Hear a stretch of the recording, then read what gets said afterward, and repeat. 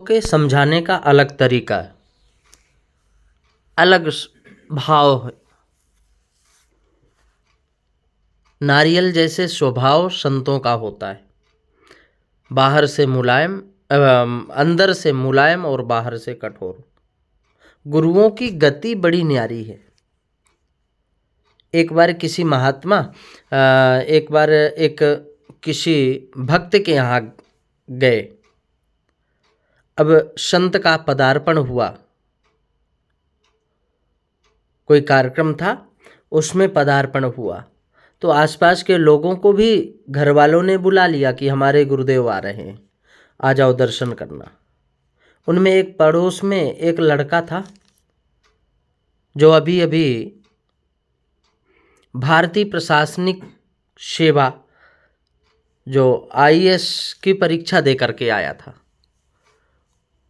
तो उस लड़के को गर्व था, अहंकार था अंदर कि मैं कुछ जानता हूँ। तो सभी लोग प्रणाम किए, प्रार्थना किए और बाद में वो लड़का आया, बोला महाराज कुछ तो बताइए। बाबा जी ने कहा कुछ बताइए।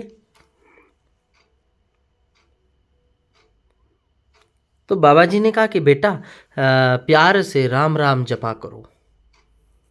लड़का बोला यह तो हम जानते हैं, हमारे जैसे पढ़े लिखे लोगों के लिए कुछ और बताइए महाराज। यानी बताना चाहता था कि मैं पढ़ा लिखा हूँ। तो साधु जो महात्मा जी थे, बाबा जी दिखावटी गुस्से में बोले, ऐसे ऊपर के मन से, ऊपर बाहरी गुस्सा करके बोले कि तेरे जैसे गधा क्या जानते हैं। उस लड़के का गर्व जो था, उस लड़के का अहंकार था, मद था, वो सब चूर चूर हो गया एक ही शब्द में कि तेरे जैसे गधे क्या जानते हैं। अब दूसरे की भी हिम्मत नहीं हुई कि महात्मा जी से पूछे कुछ। थोड़ी देर बाद बाबा जी ने कहा कि क्यों चुपचाप बैठे हो, मुनि बाबा हो गए हो क्या? कुछ पूछो तो सही, कोई हरी चर्चा तो करो। वास्तविक में हमें जब संतों से मिलन हो तो परमात्मा प्राप्ति के बारे में, परमात्मा प्राप्ति का प्रश्न हमेशा करना चाहिए। लेकिन हम लोग क्या करते हैं, गोरख धंधा के चक्कर में पड़े रहते और हम बस हमारी महाराज फैक्ट्री चल जाए, हमारा बिजनेस चल जाए, हमारा ये काम हो जाए, वो काम हो जाए, बस इसी में समय व्यर्थ कर देते हैं। और कहते भी हैं, संतों ने कहा है कि इस अन्न का कण और संत का क्षण कभी बर्बाद नहीं करना चाहिए, कभी बर्बाद नहीं करना चाहिए। कारण ये बड़े भाग्यवान को मिलते हैं। तो मौन बैठे थे, चूंकि वो लड़का को बोल दिए महाराज कि ये गधा है, तो सब मौन अचंभित हो गए। जब बाबा जी ने कहा कि कुछ तो बोलो, महात्मा जी ने कहा कि कुछ तो बोलो, तब एक सज्जन ने कहा कि महाराज, बाबा जी यह लड़का कलेक्टर होने वाला है, कलेक्टर बनने वाला है, हमने ही आपके दर्शन के लिए यहाँ बुलाया था।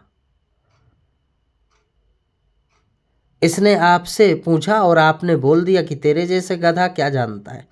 यह सुनकर हम सब चुप हो गए। महाराज अनजान से होकर बोले, बाबा जी अनजान बन करके बोलने लगे, बोले भाई मैं तो कुछ कहा नहीं। यह वह लड़का बोला। तब वो लड़का बोला कि महाराज आपने तो अभी अभी मुझे गधा कहा है, अभी अभी मुझे गधा कहा है। बाबा जी ने कहा अरे तू गधा थोड़ी है, गधा शब्द को जितना जानता है अगर उतना क्या राम नाम को जानता है? गधा शब्द सुनने से तेरा रोम रोम आग बबूला हो गया। अभी कोई दूसरा बोल देता तो पता नहीं तू क्या करता। वैसे ही राम नाम सुनने से तेरा रोम रोम पुलकित हो जाना चाहिए था पागल। तू बोलता है मैं राम नाम को जानता हूं, कहाँ जानता है?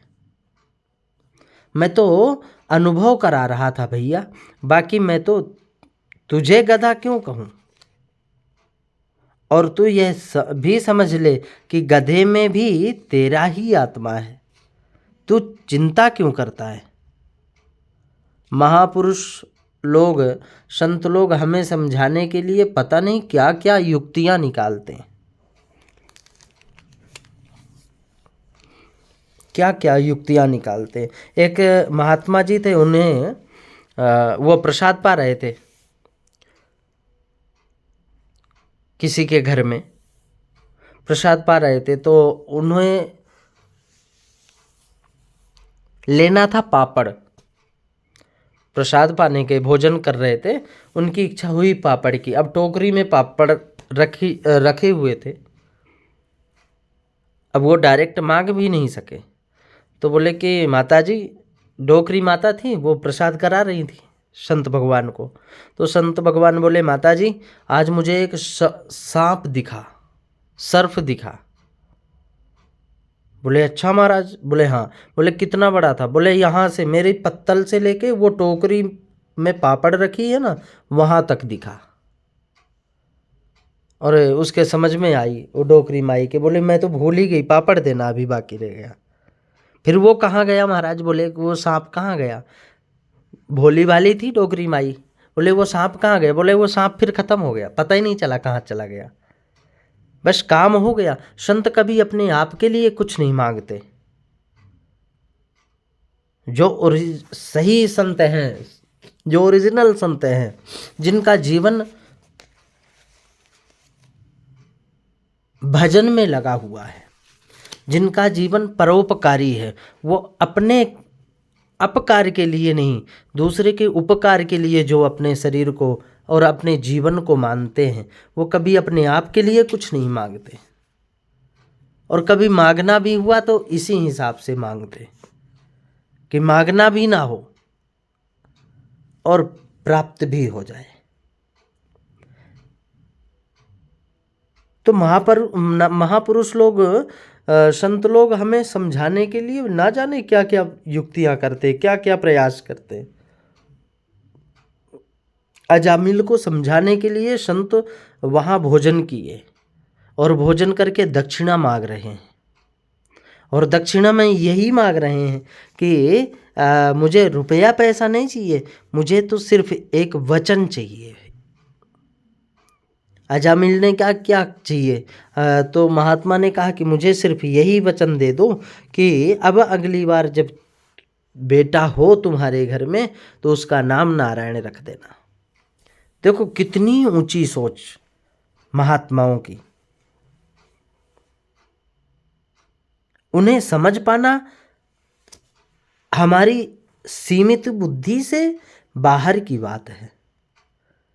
हमारे अहंकार को मिटाने के लिए, हमें जन्म मरण के पास से छुड़ाने के लिए वे कैसी कैसी अटकलें बात लगाते रहते हैं।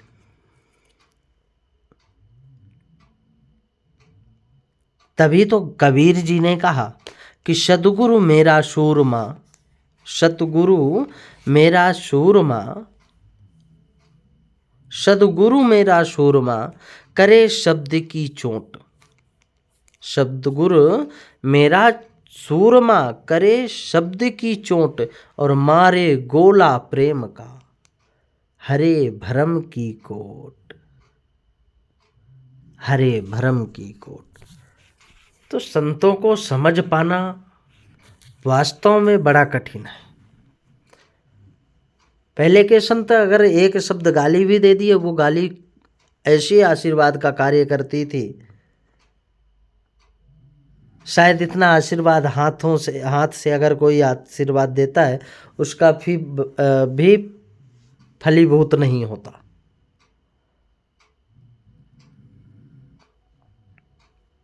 मारे गोला प्रेम का हरे भरम की चोट,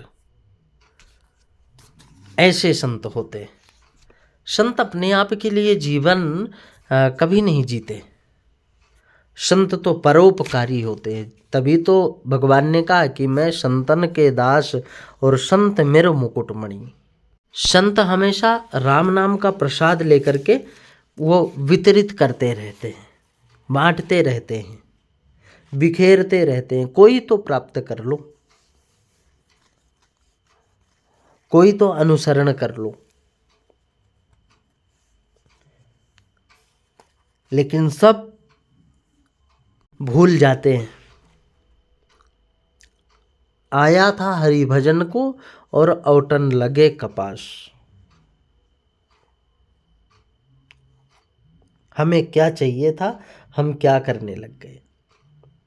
लेकिन आज नहीं तो कल जाने के बाद, यहाँ से जाने के बाद फिर पछतावा रह जाएगा।